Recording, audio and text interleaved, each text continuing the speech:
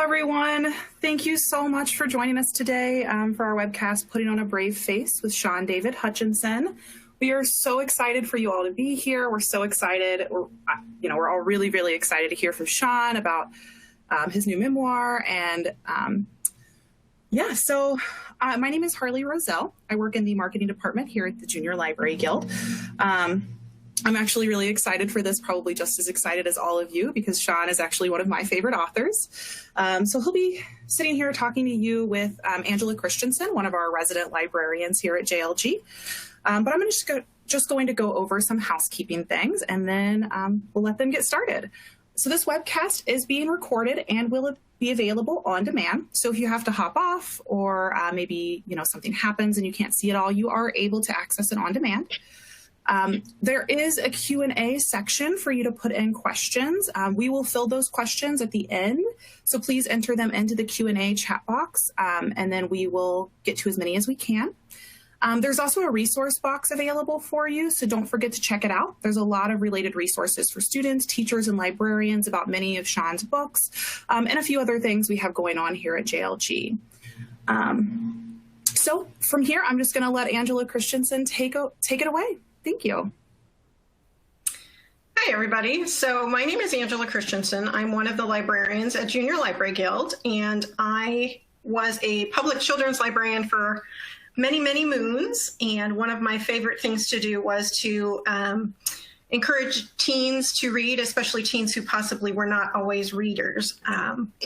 At one point, I did go into a juvenile residential prison facility here in our local town, and this book would have been on the top of my list to read to those kids. I'm honored and excited and thrilled to introduce Shaun David Hutchinson.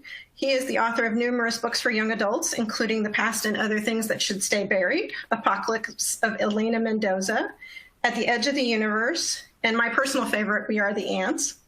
He's edited anthologies Violent Ends and Feral Youth, and wrote the memoir we're going to discuss today called Brave Face, which chronicles his struggles with depression and coming out during his teenage years. Shaun currently lives in Seattle, where he enjoys drinking coffee, yelling at the TV, and eating cake. We all like eating cake. I do want to say just a little bit that due to the content of Shaun's memoir, we are going to touch on possible suicidal ideation, sexual identity, coming out, depression, lots of things. But given that this is Mental Health Awareness Month for teens, it's a needed topic. For any kids listening today, I want you to know that things do get better.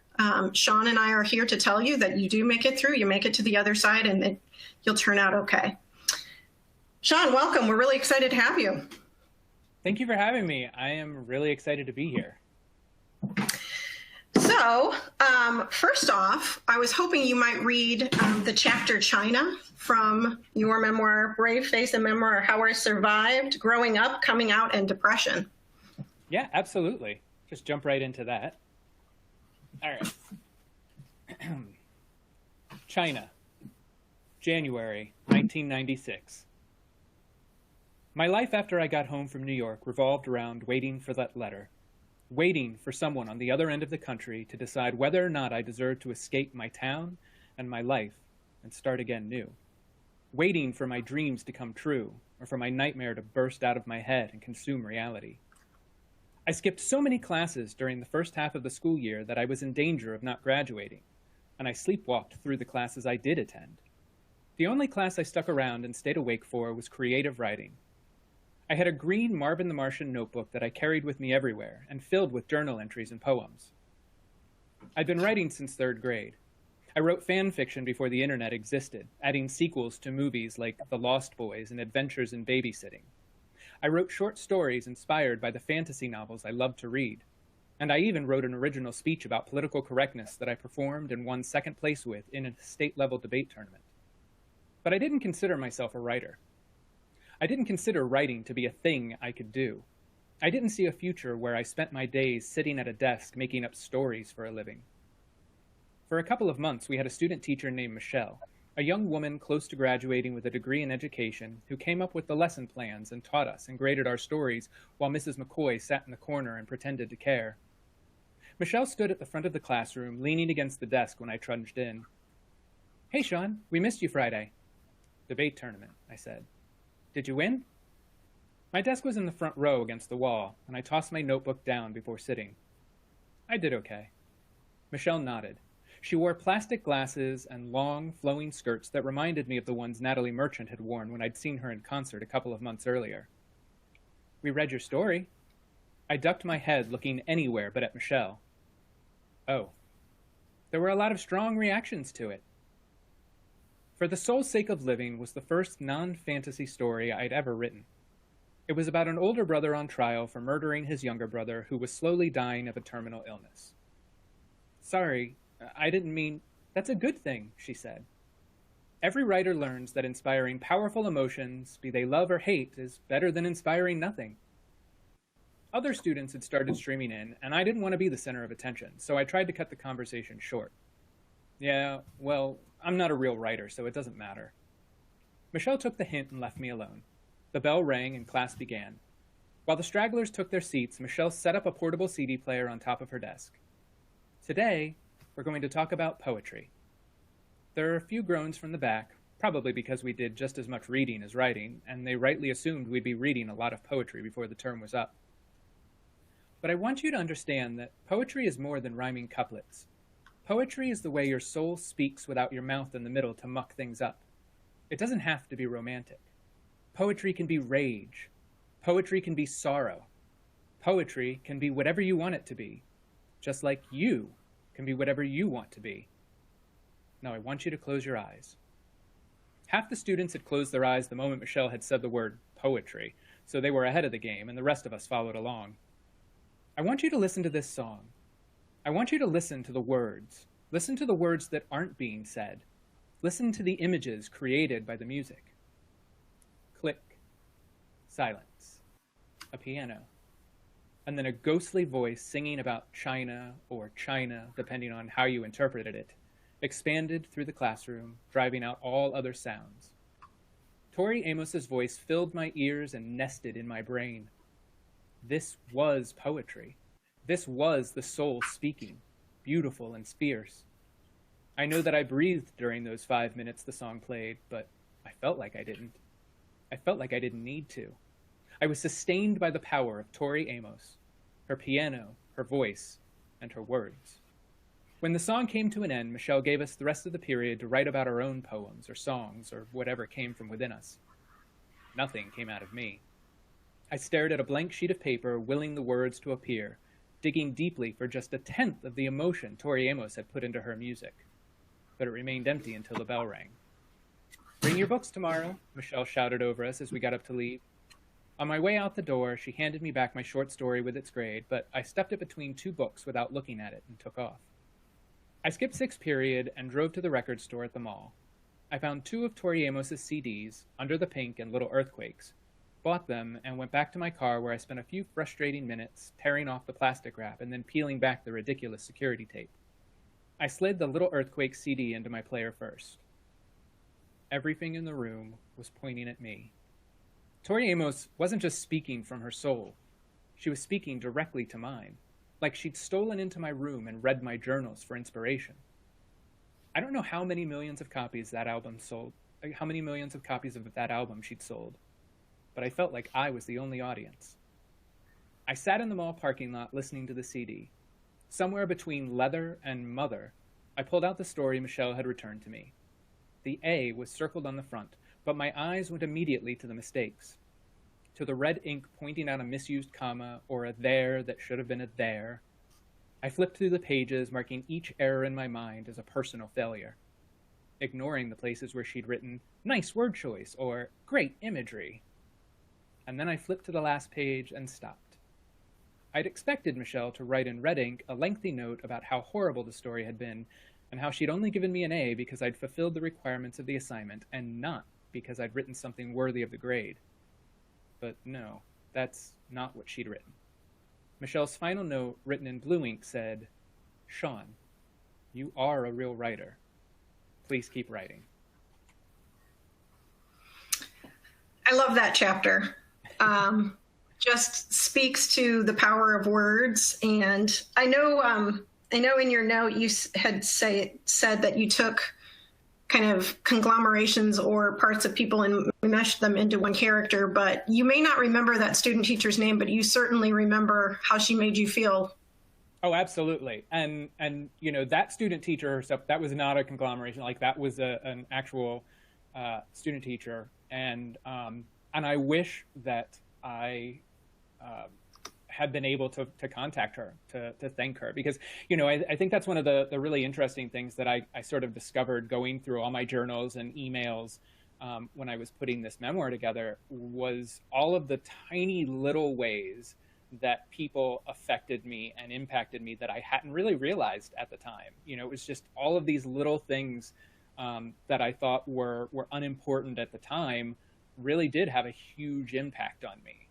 Because I kept that note for a long time until I lost boxes of books while I was moving in my 20s, and I lost that story with the note on it. But it's ingrained in your brain, so you did remember it. So, oh yeah, definitely. So Shaun and I are pretty casual people. We would love questions to come in as we're going. We don't need to wait till the end. I'm going to prompt Shaun with a few question prompts, but we would love to hear more from the listeners than from me. I have lots of questions for Shaun, but I want other people's questions to come in too. So let's start with the big elephant in the room. Writing Brave Face and putting out there everything that you put out there. Wow, that's a big step. How did you come to the part where you wanted to write this? There must have been a lot of things in there that were hard to write about, hard to read about. And what prompted you to bare your soul so publicly? Well, it was actually, so I was coming up on the 20th, it had been 20 years since my attempted suicide. And I had been asked in the past, especially after I wrote We Are the Ants, you know, because people would frequently ask me which character in We Are the Ants that I most identified with. And they would always, you know, say, do you identify more with Henry or with Diego? And I would tell them that, you know, the character I most identified with was actually Jesse. And, you know, and Jesse was sort of, you know, We Are the Ants was sort of a, what would have happened if I hadn't survived? And what would that have, how would that have impacted the people in my life? And so I got a lot of people who said, well, you know, you should write your own story. And so I had been thinking about it. And I emailed my editor, Lisa Abrams, and, you know, and I asked her, I said, you know, does Simon Pulse do nonfiction? And she said, you know, yeah, why? And we talked about it, and she thought it was a great idea. And honestly, you know, and I think it comes through in the book is you know, the sort of the main thing was that was missing for me wasn't that, you know, I wasn't abused. I didn't have a particularly difficult family life, a difficult home life, but I was lacking in those, I was lacking in mirrors. I was lacking in you know, people that I could look to and emulate. And it was this idea that I didn't see a way for myself to have a future because I had no, like, gay people in my sort of like sphere, they had a few endings, like their lives ended in a few different ways. And that led to my eventual suicide attempt. And so in writing Brave Face, I wanted to just show people, like, here's how I reached this point. Here are all of sort of the misunderstandings and the misconceptions that I had. And I wanted to put it all out there in the hopes that other teens might see themselves in that story and recognize that they're not alone, and that what they're going through isn't singular to them. And, you know, the interesting thing was I gave Brave Face in its early copies to a few adult writers who are also gay. And I got so many responses back to very specific incidences going, oh my gosh, you know, Beautiful Thing was the first gay movie I saw too. Or, oh my gosh, I also stole a Playgirl magazine. You know, all of these things that I thought were unique experiences to me weren't. And it just sort of compounded the idea that I was right to sort of tell this story, because all of us were out there alone, like thinking we were alone, and we weren't. We just didn't know we were all out there. And so, you know, Brave Face is is kind of a love letter, and it's also a way of saying like, hey, we're out here, and you're not alone out there. And it was funny because like as I was writing it, it did go to some really dark places, and it wasn't a lot of fun revisiting those. I did enjoy revisiting all of the music that I loved from high school. That was fun. But you know, going back through the emails and the journals was really difficult. And there were a lot of times where, you know, I would tell Lisa, you know, like I don't want to do this anymore.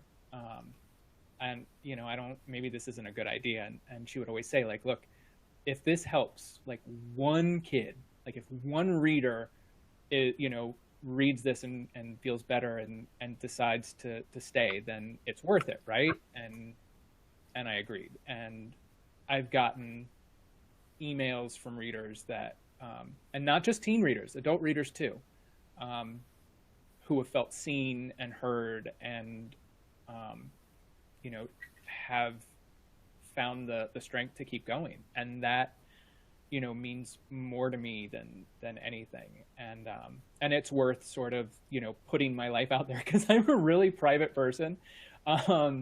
You know, like the idea of putting out there that like, you know, like I lost my virginity in a car at the airport, like that, like now, like when I meet people and they're like, I read Brave Face, and I'm like, oh God, that's what I think about. Like, oh, now they know that about me. So that's, you know, that's difficult. It's difficult for me, but I think it's worthwhile. And when I was writing it, you know, before I started the actual process of writing, I listened to and read a lot of memoirs. And the ones that I think were the best were the ones where they went into it after making the decision to be completely and totally honest. I read one memoir. It was the Bush twins. It was their memoir, and it was so sort of held back. You could tell they were holding things back, and they were looking at everything through rose-colored glasses, and that's absolutely a choice, and that's the right. But as I was listening to it, I was like, I don't want to do that. I want to, if I'm going to do it, I'm going to put it all out there, warts and all, even if it makes me look bad. Which there are definitely some parts that, you know, are not great looks for me, but they're true, like they're honest, and I don't think I can, you know, do anything else. So, well, I think that that transparency and that honesty, you know, I know it's hard. Like I was reading it thinking, how am I going to ask him a question about this part of the book, kind of a thing? And it's like, I'm not even the one who had it happen and then went back and read the journals. And I can just imagine the cringe worthiness of going back and reading what you wrote at that time. So we're getting some questions, which are great ones. One specifically is on your voice, and you touched a little bit on this about the memoirs. One of the listeners is asking says, love the crispness of your writing. Do you edit down a lot, or is that your voice? Can you talk through a little bit of that? Sure. It's actually a little bit of both. I do have a fairly distinct style, I think. And it's one of the reasons I still write in first person. But I also do a ton of editing. When it comes to the memoir, it was actually fairly easy to find the voice in that. It was just me. And I'm able to do in writing the thing that I can't do in person when I'm speaking, like in real life, which is edit myself down. I have ADD, and so I have a tendency to just get lost in my own thoughts sometimes. And so in writing, I'm able to be more focused. So it's like me, but focused. And, you know, but it does involve a lot of editing, absolutely. And, but it's more along the lines of, like, when I edit, it's less word choice and more getting to the heart of an idea. And that's really where, you know, my editor, Lisa, was just so instrumental in helping, because like that was one of the things like we talked about wanting to do was like, what kind of memoir is this going to be? And so she was really like, she introduced me to the idea of a memoir that reads like fiction. And that really appealed to me is, you know, I wanted it to read like it was a story, and not just like a collection of things that happened that felt very disconnected from real life. And so she was amazing at sort of helping me shape that narrative, and find that path from, you know, from the beginning, you know, through to the end. And so, yeah, so I guess the answer is a little bit of both. But yeah, voice for me is something I spend a lot of time looking for. Like, I can't start a book until I can hear the narrative voice in my head. And once I hit it, it's very difficult to change. That's interesting. Did it take you a minute to find your own voice at 14? Now that you're, you know, well past 14, did it take you a minute to get back into that brain set of a teenager? You know, like, interestingly enough, and this is something like I thought it would be difficult, but the funny thing is going back into and reading things from me at, you know, 13, 14, 15 is that sort of acerbic, like, you know, sense of humor, that dry, sarcastic, you know, sense of humor that I had. That was there. It was present all the way back then. I was a little more purple, you know, a little bit, my prose was a bit more purple back then, but like, it was still like, I could tell instantly, like, oh, this is me. And it felt very familiar. So it was interesting because I was able to meld who I am now with who I was then to you know, bring this memoir to life and combine the two. And I guess one of the things that I did find most interesting is that I am a much more optimistic person than I was back then. And you'd think it's usually the other way around, because usually, you know, teenagers were idealistic and optimistic and the world is a great place. And it was totally the opposite for me. I was a very sort of fatalistic teenager. We're getting quite a few comments about the fact that your books appeal to adults as well as teens. I think I know the answer to this one, but when you write, are you going for a specific audience? Does it depend on the book? And then the other comment was, if you reach one reader, so true. And that, I think I told you this yesterday on the practice session, but I recommended your book for a teen currently in crisis. Exact same crisis you were going through. She's a female. So yes, you've at least reached one reader, definitely. But speak to about audiences. If you go in with a specific audience, with Brave Face or We Are the Ants, how do you do that for who you're writing for? In terms of, like, when I write the first draft, honestly, I'm just writing. I say I'm writing for me, but really I'm writing for my best friend. And she's been reading my book since I was, you know, like, reading my stuff since I was 14, and I would fax pages of things to her.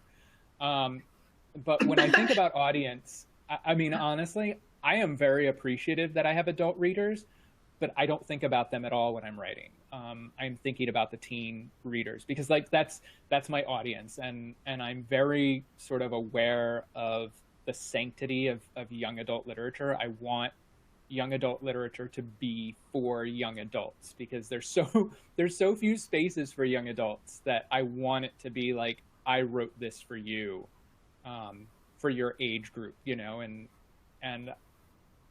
that's honestly it. And I recognize, you know, like, not every book is for every reader.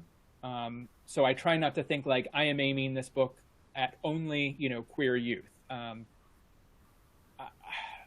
I don't think that's, I think when you sort of like try and specify that too much, you know, it becomes like fan service.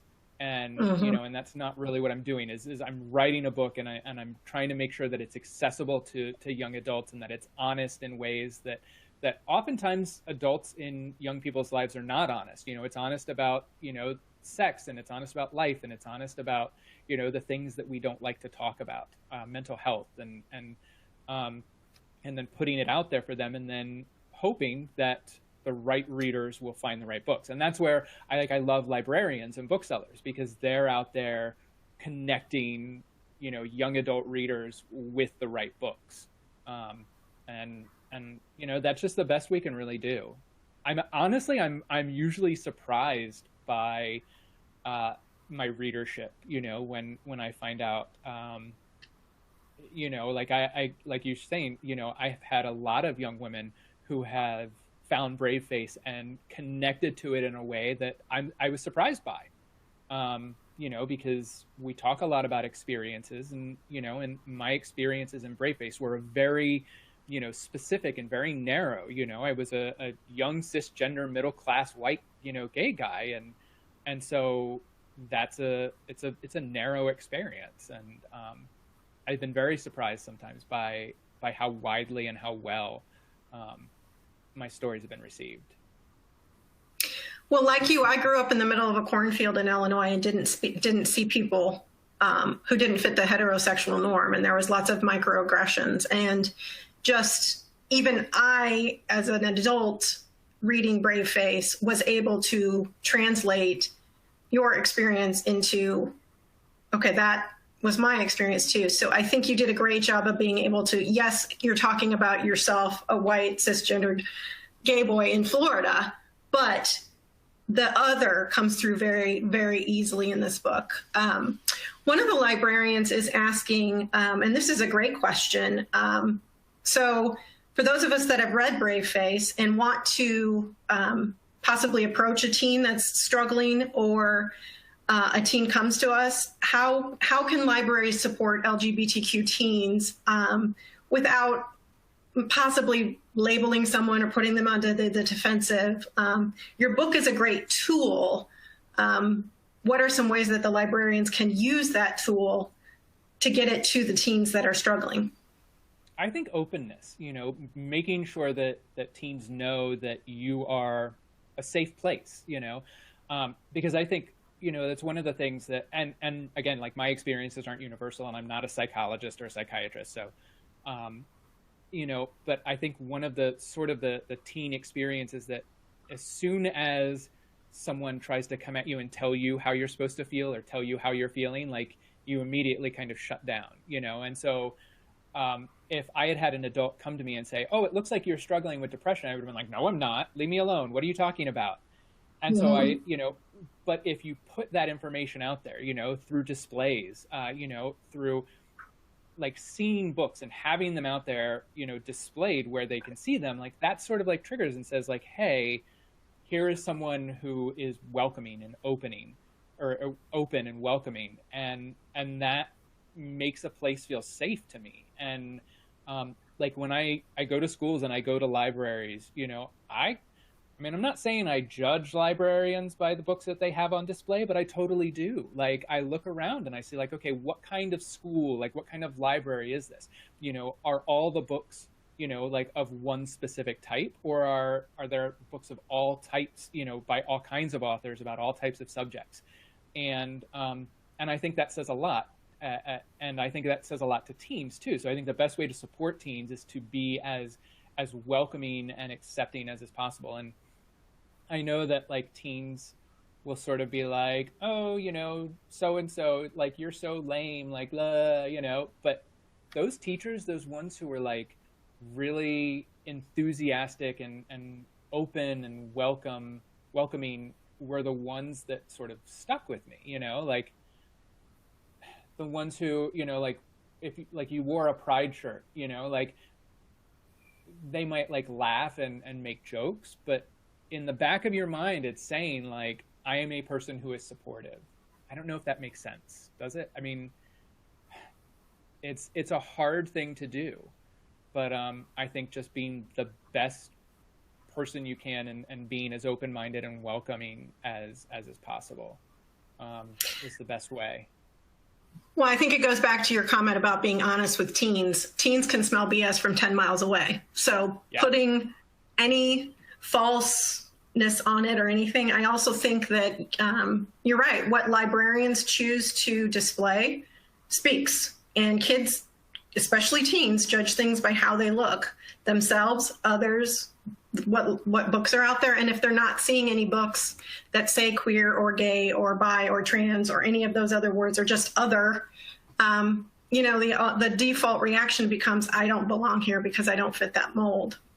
And I think respect is a big part of it too, and it happens in little things. There was an early chapter in George M. Johnson's All Boys Aren't Blue, where George talks about his name, and how choosing his name was a really big part of growing up for him, and how people respected him by acknowledging the name that he had decided to choose. And so, like if a teen asks you to use specific pronouns, it hurts nobody to use them, and it shows them a lot of respect. And I think that respecting them, that respect is returned, and it shows them that you care and that you trust them, and I think trust is a two-way street when it comes to young people, and it's something that we do have to earn. Sometimes it's us, the adults, that forget that part, isn't it? It's we forget that it's a two-way street. We've got a good question here. How do the fantastic surreal elements help you tell such realistically emotional stories? And maybe the question is more, why use that vehicle to convey your narratives? Obviously, We Are the Ants. I was like, this is the best science fiction I've ever read. And then I was like, is it really science fiction? But so I know that's an intentional choice on your part. Can you speak a little bit about that? Sure. Yeah. It's interesting to me is that because I deal with a lot of really heavy topics, I find that using these, sort of out there concepts, and I consider myself a science fiction writer for the most part. But using them in a weird way grounds everything, because if you're looking at what's going on in Henry's life, he's got, Nana has dementia, his mom is struggling, his brother is struggling, his boyfriend Jesse has taken his own life, and he's, hooking up with somebody who very clearly is using him. Like, all of these things sort of together, you look at and you think like, wow, like that's a lot. But then you have aliens on top of it, and you're like, oh, okay, like no, all of the rest of that is fine, because suddenly the aliens balance everything out. It's interesting. It helps make everything else, and it kind of puts it into perspective in a way, and one of the criticisms I have gotten about, some of my books is that there's so much going on. But the thing is, like, teens aren't single issue people, like teens don't get to wake up and say, okay, this week I'm going to deal with my depression. No, like teens that have, are dealing with things, they're dealing with them all at once and all at the same time. And so I feel like it's more realistic to do that. And I think that adding the surreal elements allows me to really like dig into, things like mental health and family, that, might become too overwhelming if they were just on their own in a book without these elements. And I think it also helps, like at the edge of the universe, I guess it's almost 5 years out. It's not a spoiler to say, like the universe is shrinking, and it's Oz's way of dealing with his failed relationship. And that is, if we were just dealing with somebody who was, if I had just written a book about someone dealing with a failed relationship, that's one thing. But the universe shrinking because of it, that allows me to take that feeling and give it this sort of concrete, substantive, form. And I don't know. I don't know about most like adults, but I remember how every sort of like incident as a teen felt like the literal end of the world to me. Mm-hmm. It just, and I don't think that's hyperbole to say. And I remember, and I can't remember where I read it, but somebody described that feeling, and they said it's because for most teens, like this is the first time they're going through this. So it's the first time they felt that particular emotion attached to that particular event. And so there is no basis to compare it to. So yeah, it feels like this really intense thing. And when you have all of the other stuff that teens are going through on top of it, you know, I think that the surreal elements just help ground everything and make it more manageable. So I'm wondering if, because when you and I grew up in the 90s, like we didn't have Brave Face. I couldn't walk down to the Galesburg Public Library and find this book on the shelf. Not anything against the public library's just collection development policy. It just wasn't there. How do you think that having a book like Brave Face would have helped you changed your teen years, made things feel a little bit better? Oh, I mean, immensely. You know, because when I was trying to find, you know, like the sort of core to Brave Face, I was listening to this podcast, and it was about a principal who used hypnosis to help his students achieve their goals. And it ended up having a tragic end. One of the students took their own life, and a psychologist was being interviewed as part of it, and she said that the reason that she believed that student took their life was because once they had failed to achieve the goal that they had been set, they lost the ability to envision a future for themselves. And so that really like struck a chord with me, and that became the thing, you know, is the inability to envision a future. And that was where having a book like Brave Face would have given me the ability to envision a future where I could be happy, a future where, you know, I could grow up to be anything. And maybe not what happened in Brave Face, but knowing that the things that the author that these things happened to was still alive and had a successful career doing the thing that he loved to do. And that's just so important. And it's, I think that, you know, having books like these, having books, you know, like All Boys Aren't Blue and Brave Face gives, you know, teens the ability to envision this future. And my honest to goodness, like my one hope for Brave Face is that it reaches a point where it goes out of print because it's no longer necessary. Like the day that happens, I will be so happy, because I hope we do reach a point where teens don't need this anymore. And we kind of feel like, you know, 2020, like I was looking at the amount of queer fiction for youth that is coming out in like 2021 and 2022, and it is mind-blowing. But there are still a lot of pockets in this country and in other countries where it's not okay, you know, where their role models, you know, they don't have the role models that everyone else does, or they don't have access to the books. And so there's still a lot of work to do. Well, it's interesting you say that, because we've gotten quite a few comments about your book being geared towards high school students is wonderful. We've got librarians who are having kids with these identity issues in middle school.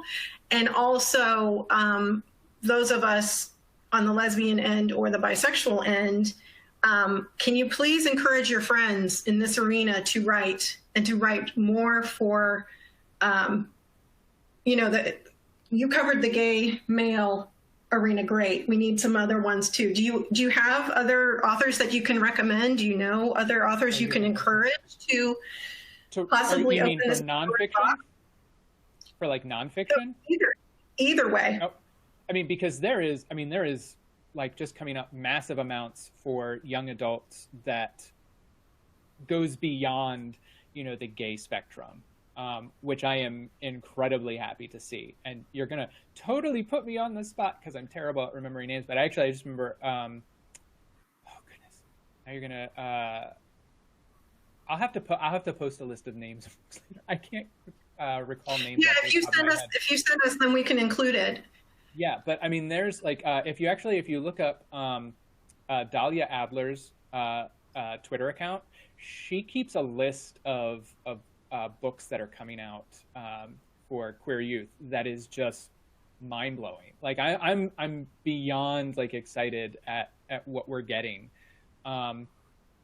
And but yeah, for nonfiction, I would like to see more. I would love to see more nonfiction. I would love to see more memoirs. I would love to see that. It's a tough thing to ask, because honestly, like it really is one of those things. It's like, can you please write something, you know, that explores the deepest, darkest parts of your life, and you know, tell that to the world. But you know, Yeah. like you know, I know Julie Ember's got a book out soon. There's a lot of because I don't know how to. It's just I don't want to say lesbian because I know that labels are difficult, but I know there's a lot of bisexual and books focused on. They write it on Twitter. It's FF, you know, female, like, but I guess lesbian. So you know, I know there is a lot of other books out there, and that young adult literature was dominated for a very long time by, you know, stories about gay white boys, and that is definitely changing. And it's funny, you would think that I would not be happy for that change, but I am selfish when it comes to reading, and so I kind of feel like the more the better. Yes. I love reading other people's stories, and I love being able to, you know, to recommend other stories, and you know, so that to me is just fantastic. Like, I mean, Cemetery Boys by Aiden Thomas, like the first like trans book to hit the New York Times bestseller list for young adults. Like, that's an amazing thing, and you know, I just think that we're in a really great time for queer young adult books.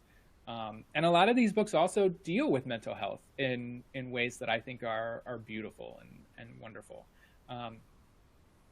I found, like, talking to teens, they are so much more open, and there's less stigma when it comes to mental health than there was or still is among adults now. And so I like seeing that. I think it's helpful in getting people the right treatment and getting people the help that they need. So that is one part. That's one thing you didn't quite go through in Brave Face was, now granted, we grew up in the 90s and, you know, everything was fine in the 90s. That is one thing that your family didn't recognize with you. And my family didn't either. And I'm wondering how we as adults can help steer kids towards those resources. Is there a reason your family was just like, oh, Shaun's fine, we're just going to keep going and not get him to counseling until you were in crisis? You know, I think it's just a kind of willful ignorance. I mean, you know, I think, you know, every teen sort of goes through a bit of a phase, you know, because it's what being a teen is. And I think a lot of parents, or at least I know my parents, you know, they looked at that and they just said, oh, this will be fine. But there was also a lot of me, like, and I don't know how well this came through in the memoir, but I am sort of a very, even still to this day, is I don't like admitting when I'm having problems. And when it comes to my mental health, I'm better at it now.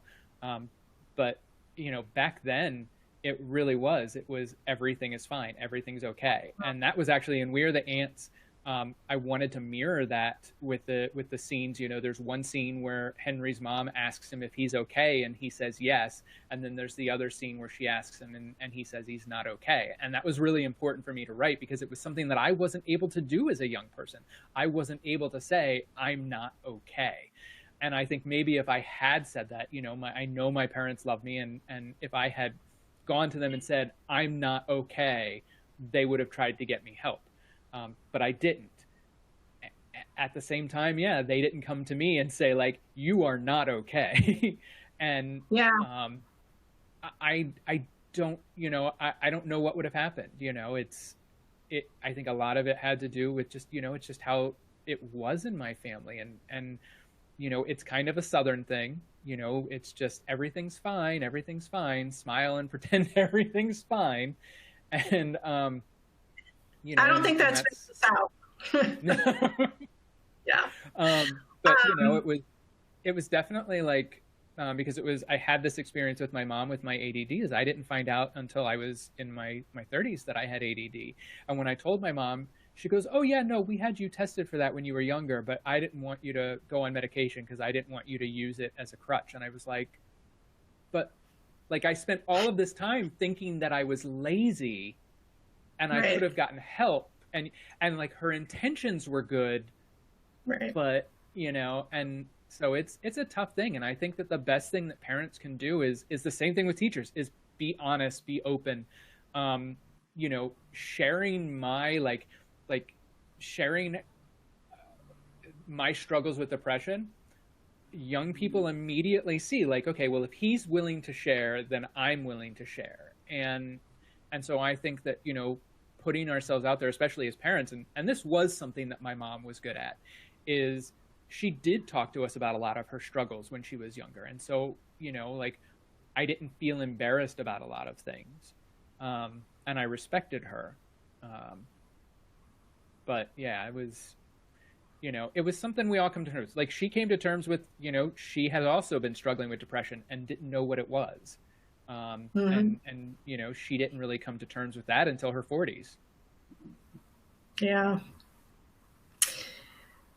Changing topics, a librarian is asking, so we've peppered, besides Brave Face, we've peppered some titles out there that queer teens might like to read. Do we shelf them in their own separate section, or do we put them in the other section? Do we group alike? What is your advice for shelving titles that might appeal to queer youth? I'm not asking that very well, but I think you get the gist. No, I totally get it. You know, and I think it's always a difficult question. And I am of two minds, because on the one hand, you want to make it easy for queer youth to find the books that they need. On the other hand, you don't want to other those books and make them feel like they're abnormal. The answer that I have sort of come to after talking to librarians was, if possible, do both. You know, use displays, you know, that for Pride Month, you know, to sort of highlight those books. Because personally, like, one of the things for me is, you know, my experiences after I came out were that, you know, the best way to change people's minds was, you know, one person at a time.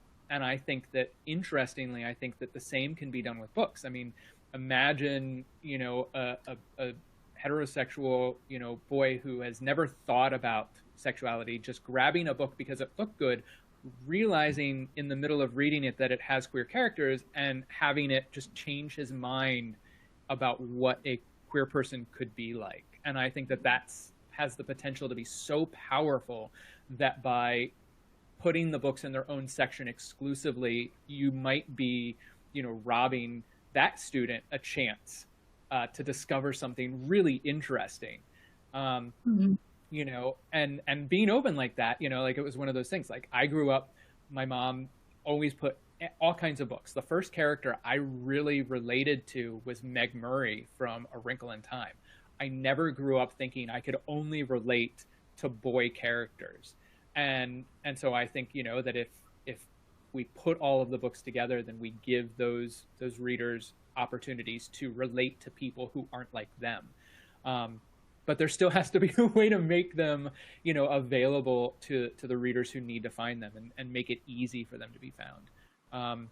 So it's a tough question. It really is, because there are upsides and downsides to both ways of doing it. One librarian mentioned that she has a list, bibliography basically, online, that she'll talk about in general, just to everybody. So it's out there. So if someone wants to go and find titles, they're all shelved to get in their appropriate places. But then that way they can be easily found too. And I think what you're talking about too is, it might be good for the cisgendered heterosexual guy or girl to read something from a different perspective. And if we shove everything off into the corner and slap a rainbow sticker on everything, that robs the other student, not just the students like you and me, but other students, of having that experience. And that is just as important, if not possibly more important in cases too. Oh yeah, absolutely. You know, I think reading outside of our experiences is, I mean, it really is. It's so important, you know. It is like, you know, when I was going through my Judy Blume phase, you know, I read Then Again, Maybe I Won't right alongside Are You There, God, It's Me, Margaret. And so I got, you know, these dual perspectives on very similar issues. And I think it made me a somewhat more well-rounded person. And I didn't read it because I was like, oh, I want to read books about puberty. It was just that they were on my bookshelf. And so I finished one and then I grabbed the next one. And I didn't care I wanted to read. And, you know, and I think we need to give everyone that same opportunity. I like the bibliography idea, you know, putting it online or putting it somewhere so that, you know, the teens who want to specifically find those books can find it. I also found, you know, librarians are so good at giving recommendations, and y'all see teens a lot more clearly than I think that they recognize. And so y'all are really good at giving suggestions at finding the right book. That's the one thing I will say. That's the one thing I miss about being with students is that right book for the right kid at the right time. And just whether it's in front of kids and like you get a lot of kids but it's that there's an intimacy between a librarian and her student. When I know I got the right book for you and it turns something on in you, and I'm probably going to get a little teary, but I had a wonderful librarian, Mrs. Callison, but if I had read your book, it might have saved me 20 years of thinking I was crazy, right? And it might have saved me 20 years of struggling with mental health of, oh, maybe this is something different. Did you save your journals on purpose, or was that just they got stuck in the basement and then you found them one day, or was it an intentional move to save your journals? No, I'm just kind of a pack rat with things, but most of my journals were actually digital, because I was an early adopter with computers. I actually have the email that I sent to Yahoo to have them list my website, like when Yahoo was brand new. So yeah, a lot of them were digital, but yeah, I'm also a little bit only a pack rat with certain things. So like I'm a pack rat with journals. You know, so yeah, I kept most of those, but I carried them around with me. Like they moved from place to place. So there was no like finding them. Like I always knew where they were. But I didn't do it thinking like one day these are going to be helpful to me. It was just, I don't know. It just always felt important to me to keep the things that I had written. And I have kind of learned that over the years is like things that I write that I may not use now eventually become important later on. So it's a good practice. So what that says to me is the power of words are so precious to you that I'm sure like me, you've moved a half a bazillion times, and I always pack my books first and I always unpack my books first. And it sounds like those journals fall into the precious set for you. Oh yeah.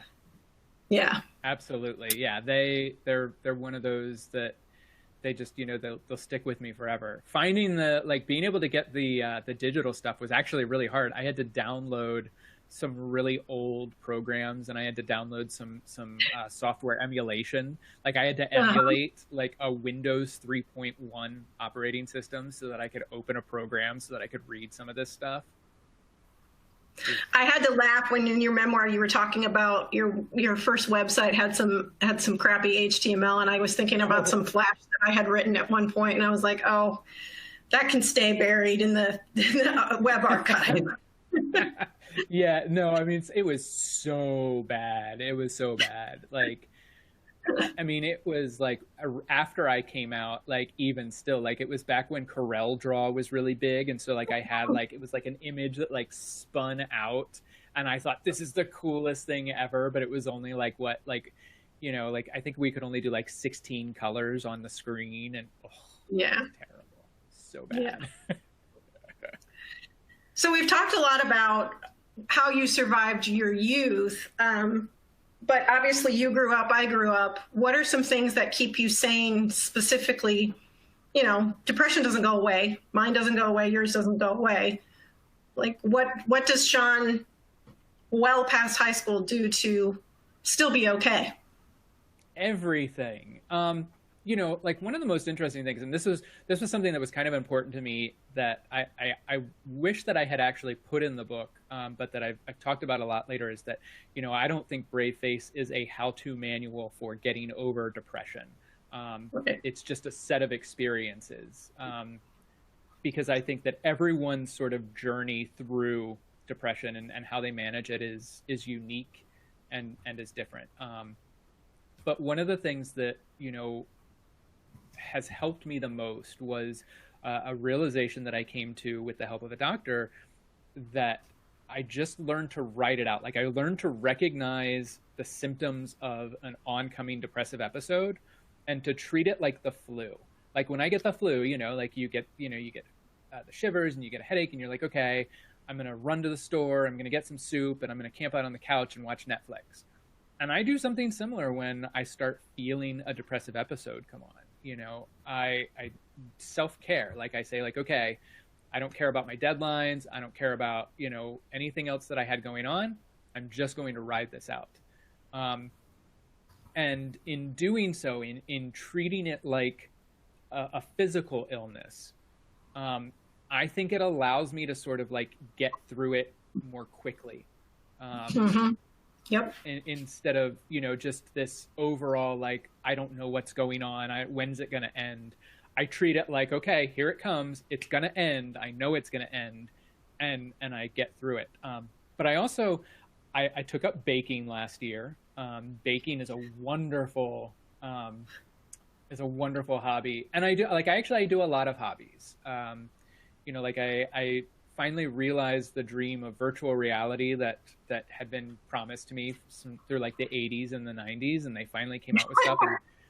And like it gave me this, like, I decided, well, I want to learn how to do 3D modeling so I can, build my own virtual stuff. And, since I've been stuck in the house with the pandemic, I started trying to learn how to juggle and, I pick up hobbies. And I've even started playing, I bought a PlayStation and I started playing video games. I think just keeping busy with things that bring you joy is important. For me, schedules, like routines, are also really important. Even though and it's been really tough because like right now, like we're going back into, I'm in Seattle now. And so we're going back into the short days. So we're still in the midst of, the pandemic. And we're going to start looking at like seasonal affective disorder. And so it's really important to me. So like I still get up, like I get up and it's dark until 9 o'clock in the morning. And then it starts getting dark at like 4. I still get up, shower, get dressed, and I treat everything like a normal day, and I stick to a routine, I exercise and I do all of those things. And I also, like, as the pandemic started getting close, like antidepressant medication doesn't work really well for me because it has, I get bad side effects too easily. But one of the first calls that I made was to my doctor, and I said like, hey, let's just keep this on standby and know that it's there when I need it, if I need it. And there was a point during this when I did need it. And, and knowing that and having that there and also, as we were all going through this, checking in with my family and even being willing to say like, there have been plenty of times where like I pick up the phone and I call my mom and I'm just like, I'm not okay today. And she's like, are you not okay? Like bad, not okay? Or are you not okay? Like you're going to be okay. And I'm like, I'm not okay, but I'm going to be okay, and being able to talk honestly about that and get that support those are the things that are important. But yeah, it's being able to talk about it and do it and treat it the same way we treat every other illness. Because that's all it is, like when I throw my back out, I'm not embarrassed. I'm not like, oh, I threw my back out. I don't want to tell anyone. And, when I do, my brother isn't like, oh, you can walk it off. You'll be fine. So I don't know why we do that with mental illness. It's just as tangible. It's just as real as physical illness. Exactly. So Wow, that has been a powerful hour. We've got lots of people asking for some titles that could be, we'll comb through the comments, get the titles gathered of everybody that had put through the comments of other titles. And I want to add two things. First of all, thank you for writing Brave Face. I feel like there's an allegory going on with Brave Face, us having this conversation and having to wear masks all the time. Even though this wasn't published this year, I think kids wear masks and then we ask them to put another mask on top of it. And it just, there's something there about Brave Face and masks. I want to echo Shaun's words, especially to any teens out there listening. It gets better, but it is not easy and it doesn't go away and you have to do the work every day. For me, medication does work. Counseling every 2 weeks. If I miss it, I'm a wreck. I am not ashamed of that. I think healthy people go to counseling. And if there are people in my life that don't think that's healthy, then arm's length. It's what I need to do for me. The power of books. I know as a kid, I escaped into books. I still escape into books and I will always escape into books. I love the world that I can escape into. So hopefully everybody listening today walks away with at least one book that we can recommend to queer kids who are struggling. And Shaun's dedication literally says, for anyone who's ever felt a little queer, you're not alone. Thank you very much. And everybody who was registered will get a recording of this. And we are so pleased to speak honestly and openly. Shaun, thank you so much for being here today. Well, thank you for having me. This has been really amazing. And thank you all, like everyone, like you, thank you. And thank you all out there for all of the work you do. You know, the kids are really lucky to have you all. Write more books. Oh, I'm working on it.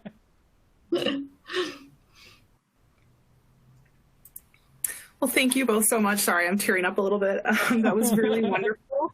We're really thankful to have you here, Shaun. Really, really, glad that you were able to come and share your experiences with us and about your book. And same with you, Angela. It was fabulous to hear from you and about your experiences as well. I just wanted to remind you all that we have this resource box or list of resources for you available.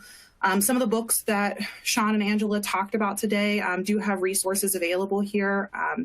Some great resources as well for classrooms. So I definitely recommend checking those out. I also wanted to let you know about a webcast we're having next Thursday called Dare to Be Scared, Spooky Stories for All Grades. We're going to have Will Mara, Kara LaRoe, and Flavia Z. Drago, and I hope I didn't say their names wrong.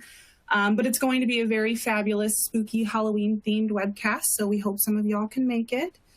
I also wanted to let you know about a couple other little things here at JLG. This fall, we rolled out JLG at Home book fairs for the first time.